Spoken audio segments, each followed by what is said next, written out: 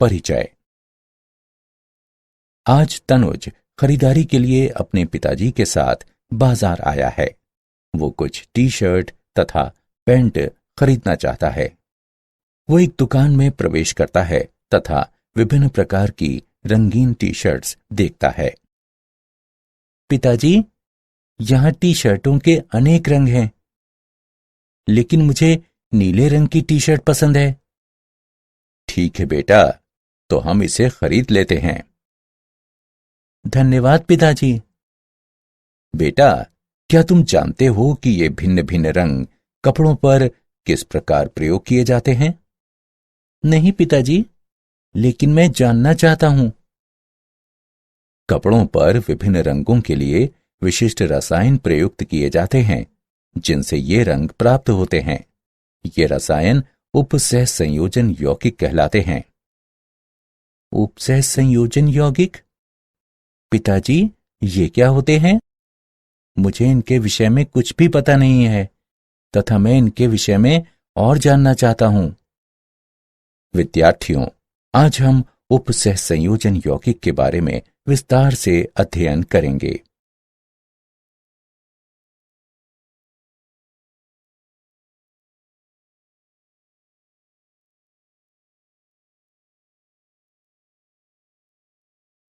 उद्देश्य: इस पाठ के अंत में आप निम्न करने में सक्षम हो जाएंगे।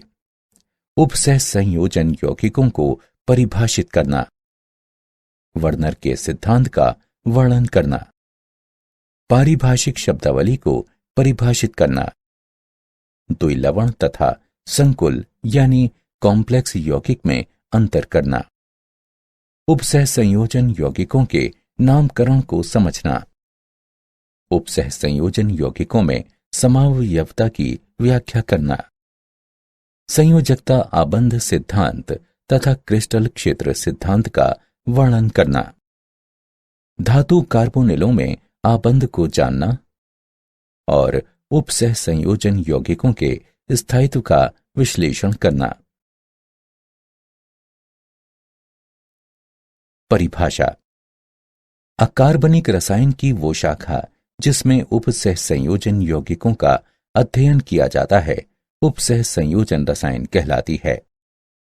उपसह संयोजन यौगिक में एक केंद्रीय धातु परमाणु होता है, जो कि तटस्थ अणुओं की एक उपयुक्त संख्या से घिरा होता है तथा साधारणतः विलयन के साथ ही ठोस अवस्था में अपनी पहचान को बनाए रहते हैं। ये यौगिक खनिजों तथा पौधों में व्यापक रूप से उपस्थित होते हैं। ये अनेक वास्तविक जीवन के क्रियाकलापों जैसे जल की कठोरता का आकलन करना, मृदा तथा पौधे का उपचार तथा कपड़ा रंगाई में प्रयुक्त होते हैं।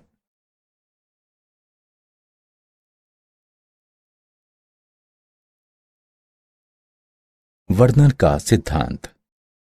1898 में अल्फ्रेड वर्नर ने उपसह संयोजन यौगिकों की संरचनाओं के संबंध में उनकी विशेषताओं का वर्णन किया था। इन सिद्धांत के मुख्य बिंदु निम्न हैं। धातु में दो प्रकार की संयोजकताएं प्राथमिक तथा द्वितीयक पाई जाती हैं। प्राथमिक संयुक्ताएं सामान्य रूप से आयनीय होती हैं, ऋणात्मक आयनों या उदासीन अणुओं द्वारा संतुलित होती हैं। प्राथमिक संयुक्ताएं आयनीय होती हैं, जबकि द्वितीयक संयुक्ताएं अन आयनीय होती हैं। प्रत्येक धातु परमाणु में केंद्रीय परमाणु के निकट द्वितीयक संयुक्ताओं की एक विशेष संख्या पाई जाती है। ये संयुक्ताएं केंद्रीय परमाणु के निकट आकाश में इस प्रकार से प्रक्षेपित होती हैं, जो कि उपसह संयोजन यौगिक को एक निश्चित ज्यामिति प्रदान करती हैं। न केवल उदासीन केंद्रीय परमाणु से समन्वयित होते हैं, अपितु आयन भी उसी प्रकार से समन्वयित हो सकते हैं। समन्वय मंडल में जब एक आयन एक उदासीन अणु को प्रतिस्थापित करता है, तब ये अपने वैद्युत संयोजक यानी इलेक्ट्रोवैलेंट गुण को खो देता है तथा अन्य आयनीय अनुबंधन द्वारा केंद्रीय आयन से जुड़ जाता है।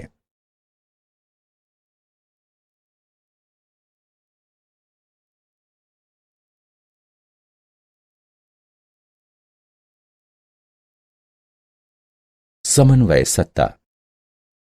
एक संकुल यानी कॉम्प्लेक्स आयन एक विद्युत आवेश युक्त स्पीशीज है जिस पर कि दहन या ऋण आवेश पाया जाता है। इनमें केंद्रीय परमाणु या आयन तटस्थ अणुओं या नकारात्मक आयनों की एक उपयुक्त संख्या द्वारा घिरा होता है। उदाहरण CO, NH3, 4, Cl2। वो संकुल यानी कॉम्प्लेक्स आयन जिस पर धनात्मक आवेश पाया जाता है धनावेशित संकुल कहलाता है। उदाहरण NiNH3 6 2+। वो संकुल आयन जिस पर ऋणात्मक आवेश पाया जाता है ऋणावेशित संकुल कहलाता है। उदाहरण PtCl6 2-। वो संकुल यानी कॉम्प्लेक्स आयन जिस पर कोई भी आवेश नहीं पाया जाता है उदासीन संकुल कहलाता है। उदाहरण NiCO4।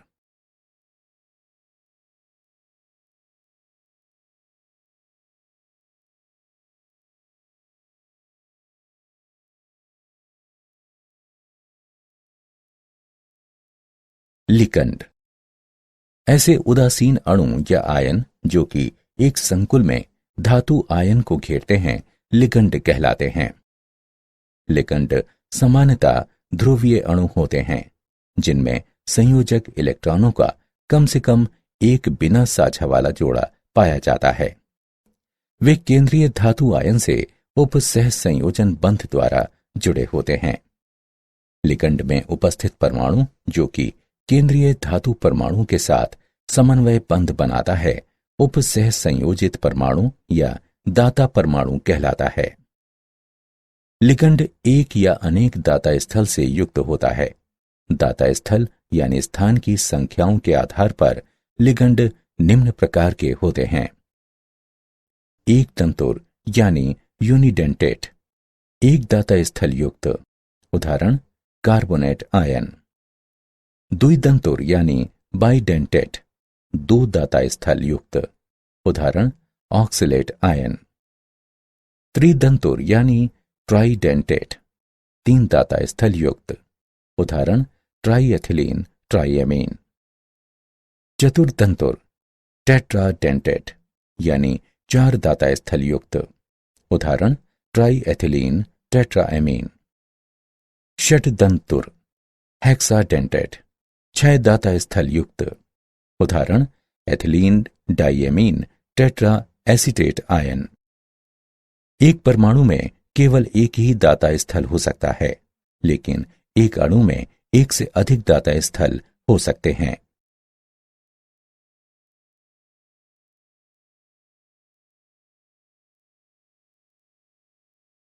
दंतुरता तथा किलेटन।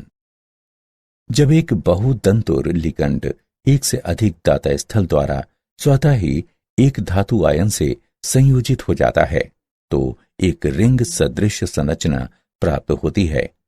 इस रिंग सदृश को कीलेट रिंग कहते हैं। PT ट्राइन 2 धनात्मक कीलेटन का उदाहरण है। लिगंड धातु आयन के साथ संयोजित होकर एक रिंग सदृश संरचना का निर्माण करता है जिसे कीलेट लिगंड कहते हैं। लिगंड समूहों की संख्या लिगंड की तंतुरता को दर्शाती है। यदि दो उपसह संयोजित परमाणु एक समान होते हैं तो द्वितंतुर लिगंड सम्मित होते हैं। यदि दो उपसह संयोजित परमाणु भिन्न होते हैं तो वो असम्मित होते हैं। लिगंडों की कुछ विशेषताएं। आंतरिक धात्विक संकुल। जब लिगंडों में उदासीन तथा ऋणावेशित दोनों ही समूह उपस्थित होते हैं तो ये धात्विक धनायन के साथ संयोजित हो जाते हैं। ये संकुल का निर्माण करते हैं जिसमें उपसह संयोजन संख्या तथा धनायन का आवेश दोनों स्वतः ही बराबर होते हैं। लचीला दंतुर गुण। धातु आयन के साथ संयोजित होने के लिए बहुतंतुर लिगंड अपने सभी दाता परमाणुओं को प्रयुक्त नहीं कर सकते हैं। उदाहरण के तौर पर ethylene diamine tetra acetate ion यानी EDTA षटदंतुर या पंचदंतुर या चतुर्दंतुर लिगंड की तरह कार्य करता है। उभयदंती लिगंड, जब कुछ एक तंतु लिगंडों में एक से अधिक दाता परमाणु होते हैं जिसके द्वारा वे केंद्रीय परमाणु से संयोजित हो सकते हैं।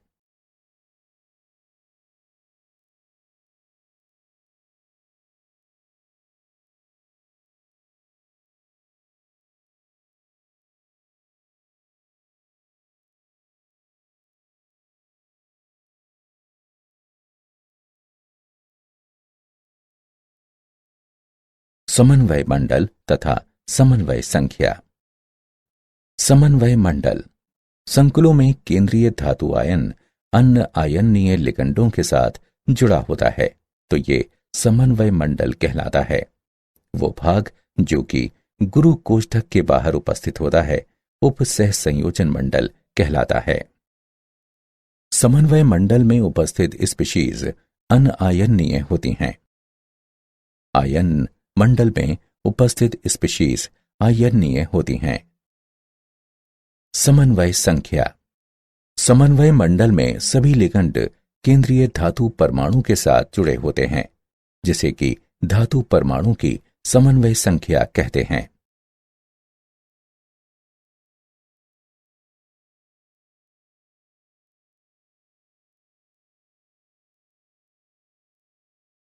समन्वय बहुफलक। समन्वय मंडल में लिगंड केंद्रीय परमाणु से जुड़े होते हैं जो कि एक निश्चित दिशा में स्थित होते हैं। ये संकुल आयन को एक निश्चित ज्यामिति प्रदान करता है। केंद्रीय परमाणु आयन से सीधे जुड़े लिगंड परमाणुओं की दिक्स्थान व्यवस्था को केंद्रीय परमाणु का समन्वय बहुफलक कहते हैं। सामान्य बहुफलक निम्न हैं: वर्ग समतलीय, चतुष्फलकीय, त्रिकोणीय पिरामिडी, वर्ग पिरामिडी, अष्टफलकीय। उदाहरण PtCl4 2- में वर्ग समतलीय बहुफलक देखा गया है। NiCO4 में चतुष्फलकीय बहुफलक देखा गया है तथा CONH3 6 3+ में अष्टफलकीय बहुफलक देखा गया है।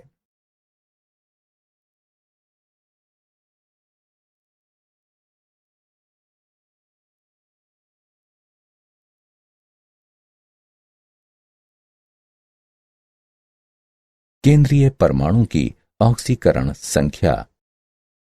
ऑक्सीकरण संख्या एक अवशिष्ट आवेश होता है जो कि केंद्रीय परमाणु पर तब पाया जाता है जब अन्य सभी परमाणु उससे निकल जाते हैं।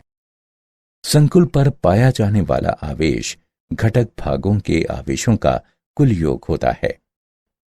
यदि संकुल उदासीन होता है तब घटकों के आवेशों का कुल योग 0 होता है। घटकों के आवेश का कुल योग ऋणावेशित या धनावेशित संकुल यानी कॉम्प्लेक्स के लिए समन्वय मंडल पर पाए जाने वाले आवेश के बराबर होता है। संकुल आयन पर कुल वैद्युत संयोजक आवेश आवेशित आयनों की संख्या जो कि उदासीन अणुओं को प्रतिस्थापित करने के लिए समन्वय मंडल में प्रवेश करते हैं उनमें परिवर्तित हो जाता है।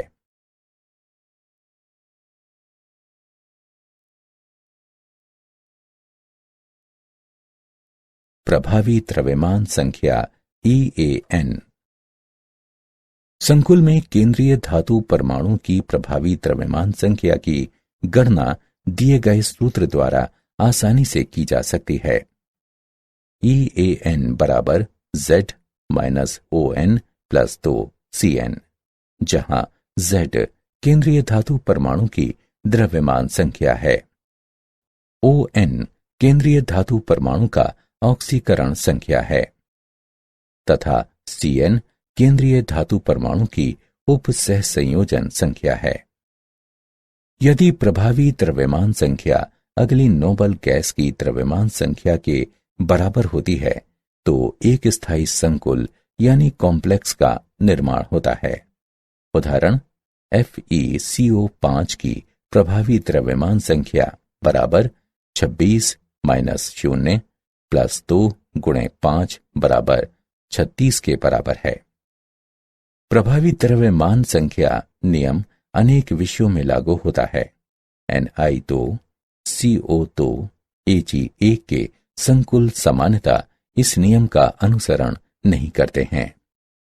FeCl4 माइनस 1 तथा FeCN6 3 माइनस में Fe इस नियम का अनुसरण कभी नहीं करता है।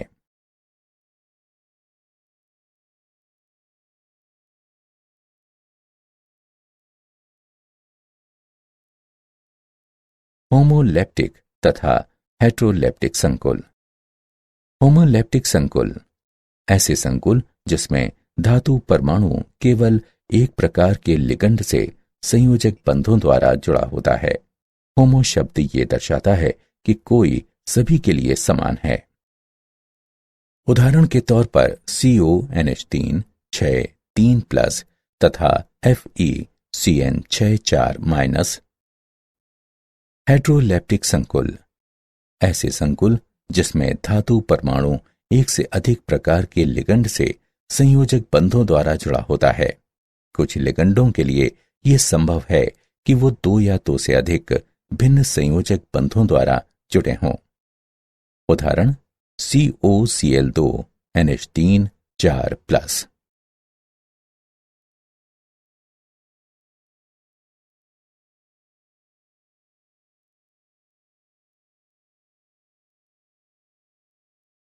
द्विलवण तथा संकुल यौगिक में अंतर। चलो अब द्विलवण तथा संकुल यौगिक के मध्य कुछ महत्वपूर्ण अंतर जानते हैं। द्विलवण में संयोजक बंध नहीं पाए जाते हैं, जबकि संकुल यौगिक में संयोजक बंध उपस्थित होते हैं। द्विलवण ठोस अवस्था में विद्यमान होते हैं, जबकि संकुल यौगिक ठोस अवस्था के साथ साथ जलीय विलयनों में भी विद्यमान होते हैं। द्विलवण जलीय विलयन में अपनी पहचान खो देते हैं, जबकि संकुल यौगिक जलीय विलयन में अपनी पहचान नहीं खोते हैं।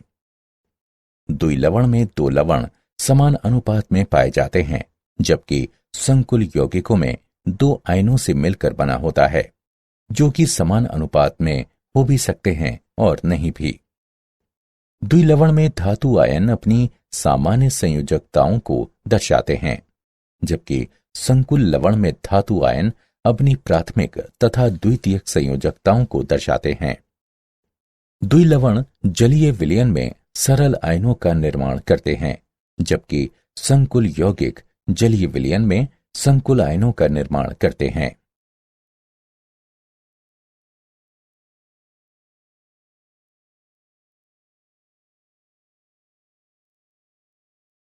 उपसह संयोजन यौगिकों का नामकरण। उपसह संयोजन यौगिक तथा संकुल सूत्रबद्ध होते हैं तथा इनके जो नाम अपनाए गए हैं वे International Union of Pure and Applied Chemistry यानी IUPAC की अनुशंसाओं पर आधारित हैं। नियम 1। धनायन का नाम ऋणायन से पहले लिखा जाता है। नियम 2। स्पीशीज जो कि समन्वय मंडल में स्थित होती हैं एक ही शब्द में लिखी जाती हैं। नियम 3। लिगंडों को अंग्रेजी वर्णमाला के क्रम में लिखा जाता है तथा उनकी संख्याओं को डाई, ट्राई, टेट्रा इत्यादि से प्रदर्शित किया जाता है। नियम 4। H2O को एक्वा कहा गया है, NH3 को एमीन कहा गया है, NH2 को एमाइन कहा गया है तथा ऋणावेशित लिगंडों के नाम के अंत में O आता है। नियम 5। ऋणावेशित संकुल के अंत में एट लगा होता है। उदासीन तथा धनावेशित संकुलों में कोई भी परिवर्तन नहीं होता है। नियम 6। केंद्रीय धातु की ऑक्सीकरण अवस्था को कोष्ठक में रोमन अंकों द्वारा दर्शाया जाता है।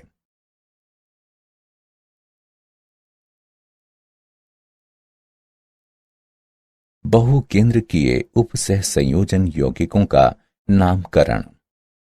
जब संकुल में दो या दो से अधिक परमाणु पाए जाते हैं तो वो बहुकेंद्रकीय संकुल लाता है तथा दो धातु परमाणुओं से बंधे हुए लिगंड बंधीय लिगंड कहलाते हैं।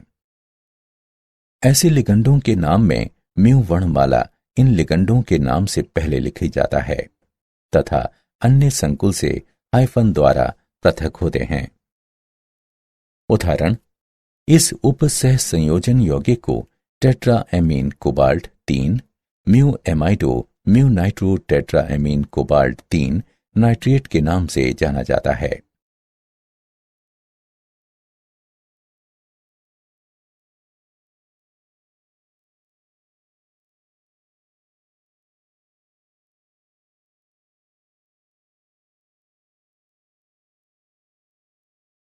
उपसह संयोजन यौगिकों के नामकरण के उदाहरण। चलिए उपसह संयोजन यौगिकों के नामकरण का एक उदाहरण लेते हैं।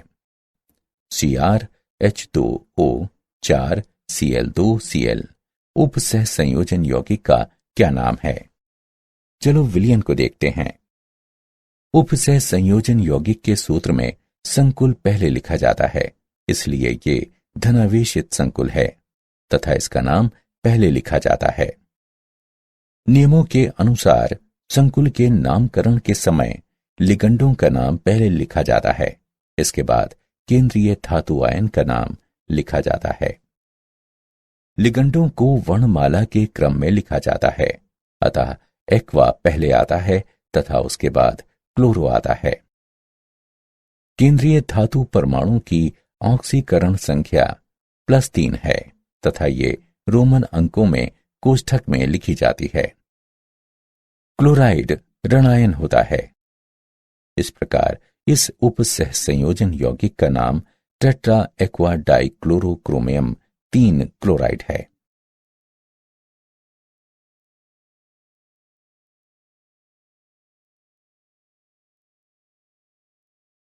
उपसह संयोजन यौगिकों का सूत्र लिखना। जब उपसह संयोजन यौगिकों का नामकरण दिया होता है तब इसका सूत्र लिखते समय कुछ नियमों का अनुसरण करना पड़ता है। नियम 1, धनायन का सूत्र पहले लिखा जाता है, उसके बाद उसके ऋणायन का सूत्र लिखा जाता है। नियम 2, समन्वय मंडल गुरु कोष्ठक में लिखा जाता है। नियम 3, समन्वय मंडल में चिन्हों का क्रम जो कि केंद्रीय धातु को पहले प्रदर्शित करता है, लिगंडों से उनके वर्णमाला क्रम से पहले लिखा जाता है। नियम 4, बहु परमाणुक लिगंड के सूत्र को कोष्ठक में लिखते हैं। नियम 5, समन्वय मंडल के भीतर लिगंडों तथा केंद्रीय धातु परमाणु के मध्य कोई भी स्थान नहीं होता है। नियम 6, उपसह संयोजन यौगिक में धनायन का आवेश ऋणायन के आवेश द्वारा संतुलित होता है। उपसह संयोजन यौगिकों में समावयवता। दो या दो से अधिक रासायनिक यौगिक जिनके रासायनिक सूत्र समान किंतु संरचनाएं भिन्न होती हैं, समावयवी कहलाते हैं तथा इस प्रक्रिया को समावयवता कहते हैं। उपसह संयोजन यौगिकों में लिगंड किसी दिए गए धातु परमाणु के चारों ओर एक विशिष्ट दिशा में व्यवस्थित होते हैं। धातु आयन के चारों तरफ लिगंडों की स्थिति तथा क्रम के आधार पर अनेक समावयवी संभावनाएं बन जाती हैं। समावयवियों को विस्तृत स्तर पर दो मुख्य श्रेणियों में वर्गीकृत किया जा सकता है: संरचनात्मक समावयवी तथा त्रिविम समावयवी। संरचनात्मक समावयवी। संरचनात्मक समावयवियों में केंद्रीय धातु परमाणु के चारों ओर लिगंडों का भिन्न क्रम उपस्थित होता है। विभिन्न प्रकार के संरचनात्मक समावयवी निम्न प्रकार हैं: बंधनी समावयवता। ये समावयवता तब पाई जाती है जब लिगंड उभय दंती संलग्नी होते हैं तथा ये दो या दो से अधिक भिन्न परमाणुओं से जुड़ सकता है। उपसह संयोजन समावयवता किसी संकुल में उपस्थित भिन्न धातुओं की धनायन एवं ऋणात्मक उपसह संयोजन सत्ता के समय लिगंडों के अंतर परिवर्तन से इस प्रकार की समावयवता उत्पन्न होती है। आयनन समावयवता ये समन्वय मंडल में उपस्थित संकुल आयन तथा इसके बाहर उपस्थित आयन के मध्य समूहों के आदान प्रदान के कारण होती है। ये समावयवी विलयन में विभिन्न आयनों को देते हैं, जबकि इनके रासायनिक सूत्र समान ही होते हैं। हाइड्रेट समावयवता ये विलायक की क्षमता के कारण होती है। सामान्यतः समावयवियों की संख्या प्रदान करने के लिए समन्वय मंडल के आंतरिक तथा बाईं ओर जल अणु विभिन्न माध्यम से निकलते हैं।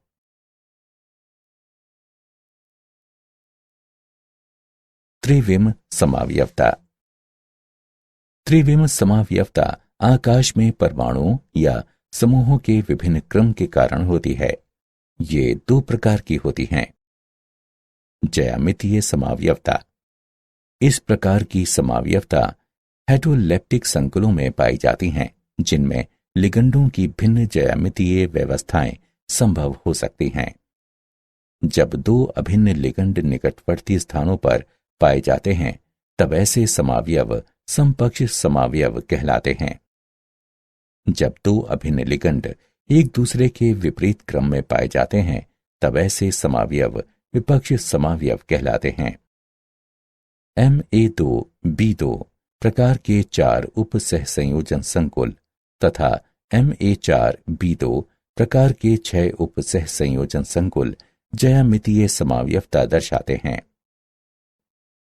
ध्रुवण समावयवता ध्रुवण समावयव एक दूसरे के तर्पण प्रतिबिंब होते हैं, जिन्हें एक दूसरे पर अध्यारोपित नहीं किया जा सकता। इन्हें प्रतिबिंब रूप या एनेंटिओमर कहते हैं। प्रतिबिंब रूप या एनेंटिओमर समतल ध्रुवित प्रकाश से भिन्न प्रकार से प्रतिक्रिया करते हैं। प्रतिबिंब रूप या एनेंटिओमर जब समतल ध्रुवित प्रकाश को क्लॉकवाइज यानी घड़ी के घूर्णन दिशा में मोड़ देता है, तो उसे दक्षिण ध्रुवण घूर्णक कहते हैं, तथा जब समतल ध्रुवित प्रकाश को एंटी क्लॉकवाइज यानी घड़ी के घूर्णन दिशा के विपरीत नहीं मोड़ता है, तो उसे वाम ध्रुवण घूर्णक कहते हैं। 3 द्विदंतुर लिगंडों से युक्त 6 उपसह संयोजन संकुल केवल ध्रुवण समावयवता को दर्शाते हैं।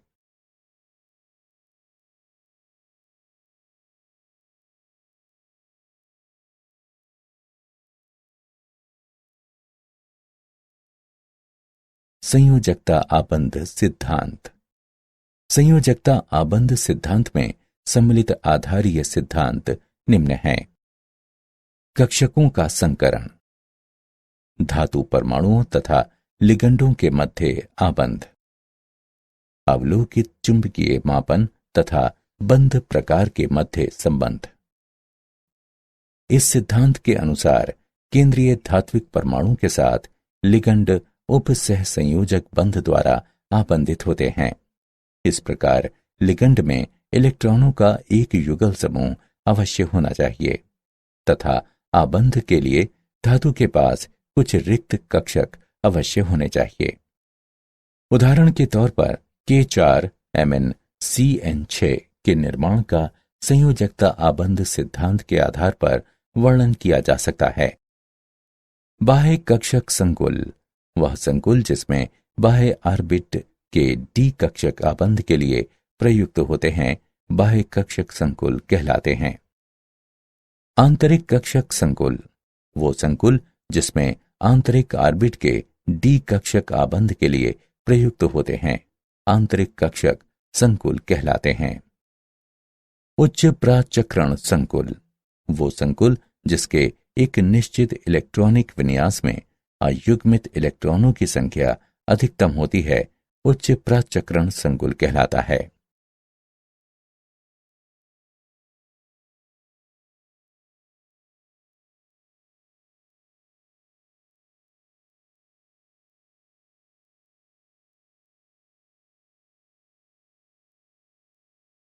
संयोजकता आबंध सिद्धांत की सीमाएं। संयोजकता आबंध सिद्धांत की मुख्य सीमाएं निम्न हैं। ये उपसह संयोजन यौगिकों द्वारा दर्शाए गए रंगों का स्पष्टीकरण नहीं देता। ये सिद्धांत दुर्बल तथा प्रबल लिगंडों के मध्य विभेद नहीं करता। इसमें अनेक प्रकार के पूर्वानुमान हैं।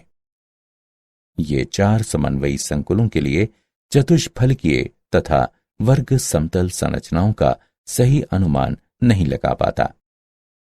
ये उपसह संयोजन यौगिकों के ऊष्मागतिकीय और गतिक स्थायित्व की कोई भी मात्रात्मक व्याख्या नहीं करता। क्रिस्टल क्षेत्र सिद्धांत। क्रिस्टल क्षेत्र सिद्धांत के मुख्य बिंदु निम्न हैं। संकुल में केंद्रीय धातु परमाणु तथा लिगंडों के मध्य आकर्षण नगण्य होता है। संकुल में केंद्रीय धातु परमाणु आवेश के एक धनात्मक आयन, जो कि ऑक्सीकरण अवस्था के बराबर होता है, उससे संबंधित होता है। केंद्रीय धातु तथा लिगंडों पर उपस्थित इलेक्ट्रॉन के मध्य प्रतिकर्षण बल होता है। इसलिए इलेक्ट्रॉन्स डी कक्षकों को, जो कि लिगंडों के प्रवेश की दिशा से सबसे अधिक दूर हैं, घेर लेते हैं। लिगंड एक बिंदु आवेश की तरह होता है। संकुल के निर्माण में डी कक्षक विभिन्न ऊर्जा के स्तरों में विखंडित हो जाते हैं। क्रिस्टल क्षेत्र सिद्धांत की मुख्य सीमाएं निम्न हैं। ये अवधारणा कि लिगंड एक बिंदु आवेश है प्रायोगिक तौर पर सही नहीं है, क्योंकि ऋणायन लिगंड के समीप प्रबल क्षेत्र होना चाहिए, किंतु उनमें से अधिकतर में ये नहीं होता है। यह सिद्धांत लिगंड तथा केंद्रीय परमाणु के मध्य आबंध की सह संयोजक प्रवृत्ति का संज्ञान नहीं देता है।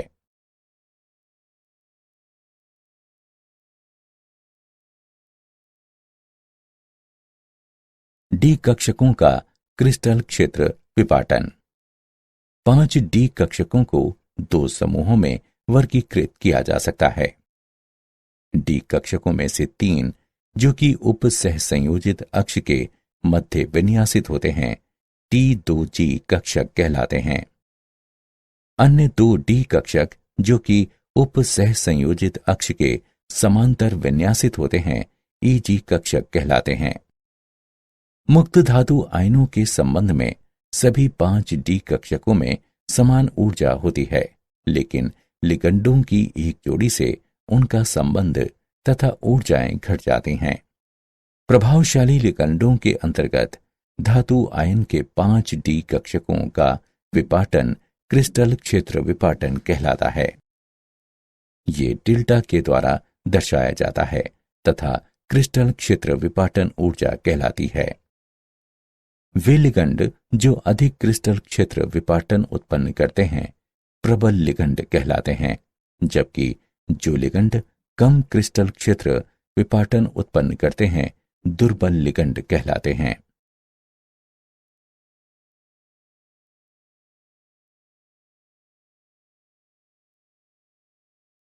अष्टफलकीय तथा चतुष्फलकीय संकुलों में क्रिस्टल क्षेत्र विपाटन।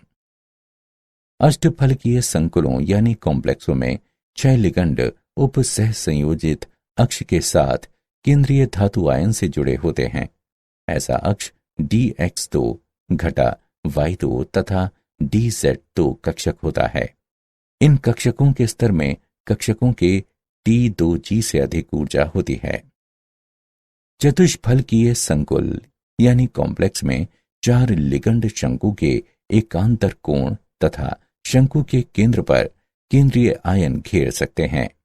इस स्थिति में कक्षक का T2G समूह संबंधित निकटवर्ती लिगंडों से जुड़ा होता है तथा इसलिए डी कक्षकों के T2G समूह में कक्षकों के EG समूह की अपेक्षा अधिक ऊर्जा पाई जाती है। डेल्टा T तथा डेल्टा O में संबंध दिया गया है।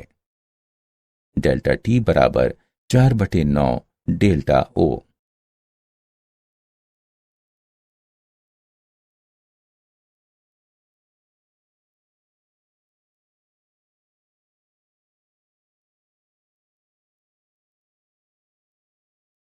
उपसह संयोजन यौगिकों में रंग। संकुलों का रंग स्पेक्ट्रम के दृश्य क्षेत्र में प्रकाश के अवशोषण तथा पूरक रंग की किरणों के कारण होता है। डी कक्षकों में उपस्थित इलेक्ट्रॉनों द्वारा ऊर्जा अवशोषित की जाती है तथा ये निम्न ऊर्जा वाले डी कक्षकों से उच्च ऊर्जा वाले डी कक्षकों की ओर उत्तेजित हो जाते हैं। जब ये निम्न ऊर्जा वाले डी कक्षकों में वापस आते हैं तब ये ऊर्जा को प्रसारित करते हैं। संक्रमण धातुओं के उपसह संयोजन यौगिकों का रंग लुभावना होता है। जलीय विलयन में एक्वा संकलों की उपस्थिति के कारण रंग अवलोकित होते हैं। उपसह संयोजन संख्या तथा लिगंडों की प्रकृति में परिवर्तन के कारण रंगों में भी परिवर्तन आता है। ऑक्सीकरण अवस्था में परिवर्तन के कारण रंग में भी परिवर्तन आता है।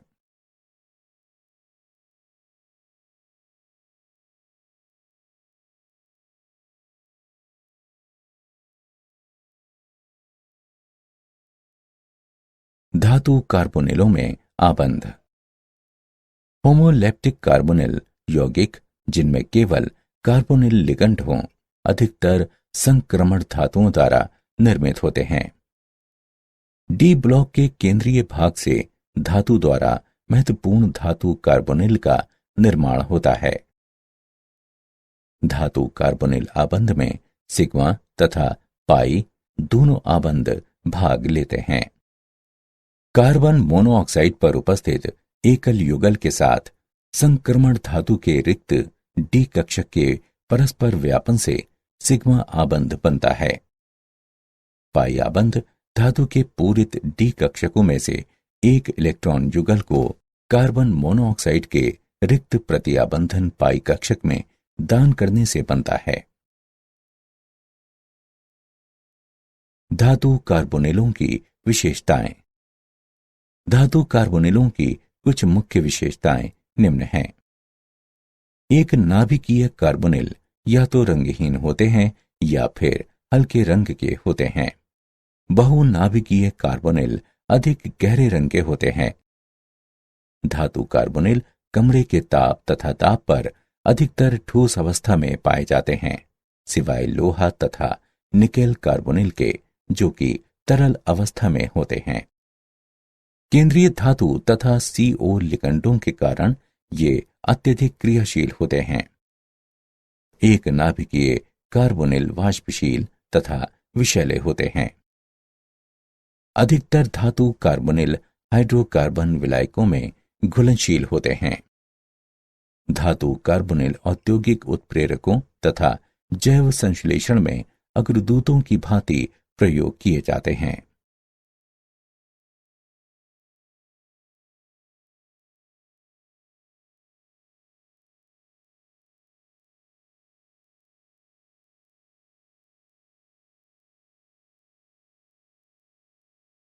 उपसह संयोजन यौगिकों का स्थायित्व। संकुल के निर्माण में एक धातु आयन तथा लिगंडों के मध्य प्रतिक्रिया सम्मिलित होती है। यदि केंद्रीय धातु आयन तथा लिगंडों के मध्य आकर्षण बल प्रबल होता है तो संकुल स्थायी होगा। संकुलों का स्थायित्व लिगंडों की प्रकृति, धातु आयन की प्रकृति, विलयन के pH तथा ताप पर निर्भर करता है। विलयन में संकुल का निर्माण एक प्रतिवर्ती क्रिया है तथा ये बाह्य तापीय प्रक्रिया है। साम्यावस्था स्थिरांक K को साम्य स्थिरांक कहते हैं। साम्य स्थिरांक का मान जितना अधिक होगा संकुल उतना ही अधिक स्थायी होगा। धनायन जितना छोटा होता है उसके ऊपर आवेश उतना ही अधिक होता है, जिससे संकुल उतना ही अधिक स्थायी होगा। लिगंड जितना प्रबल होता है संकुल उतना ही अधिक स्थायी होगा।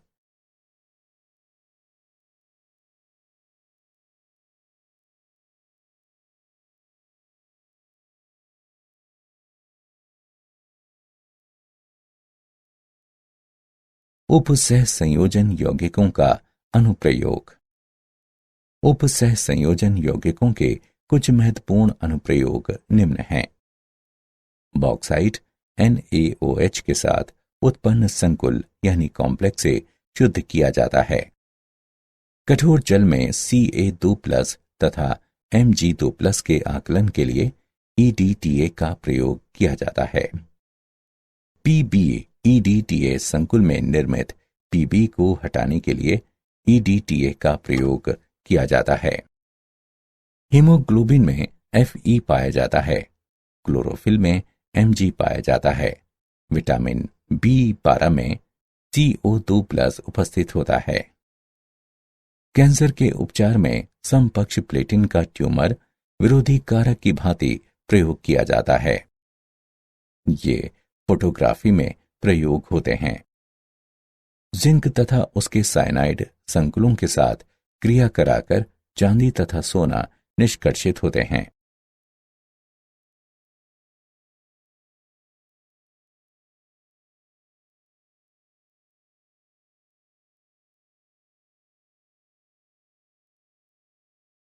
क्या आप जानते हैं उपसह संयोजन यौगिकों का उपयोग वैद्युत लेपन में किया जाता है। एक यौगिक में उपसह संयोजन तथा आयन के मध्य अंतर को समझने के लिए अल्फ्रेड वर्नर ने 1893 में एक सिद्धांत प्रतिपादित किया था। समावयवी ऐसे दो या इससे अधिक यौगिक होते हैं जिनके रासायनिक सूत्र समान होते हैं, परंतु परमाणुओं की व्यवस्था भिन्न होती है।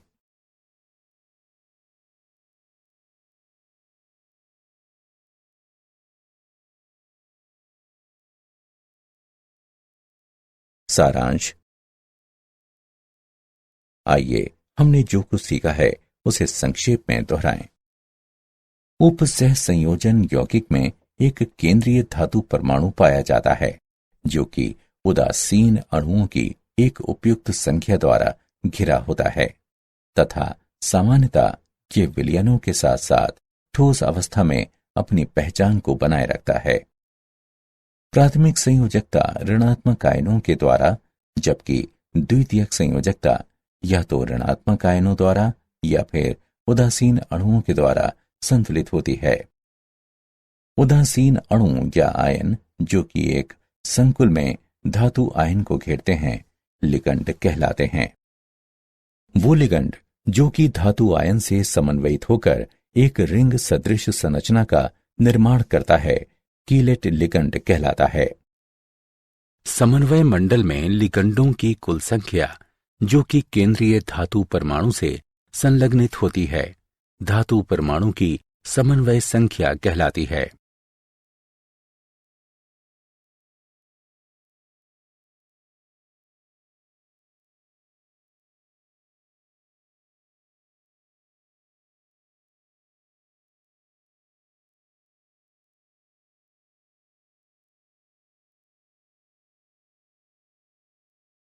केंद्रीय धातु के चारों ओर संरचनात्मक समावयव में लिगंडों के विभिन्न क्रम पाए जाते हैं।